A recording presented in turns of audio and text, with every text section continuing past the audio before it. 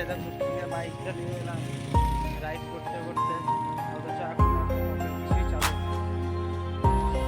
আর 3 মাস আগে থেকে শুনছি ওয়াটার পার্ক চালু হবে। এদের করার সামর্থ্য নাই কি ক্ষমতা নাই, অথচ চালু করে বসে আছে। আমাদের মালদা ওয়াটার পার্কই ঠিক আছে।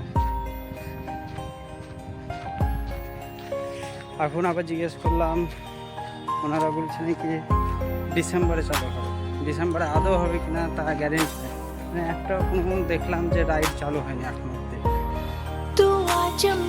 এই যে আমরা সব 4 জন মিলে এসেছিলাম বাইক নিয়ে। 3 মাস আগে থেকে কে চেঞ্জ, ড্রাইভার চেঞ্জ চালাও। বাল ওয়াটার পার্ক বাইক খুলে না। এই যে ওয়াটার পার্ক আজকে 3 মাস থেকে খুলছে করছে, আর খোলার ক্ষমতা হয়েছে না। এই যে ওয়াটার পার্কে আসাই উচিত না। পয়সা খরচা করে তেল খরচ করে এত দূর এলাম সাইদাপুর থেকে, জমিপুর থেকে।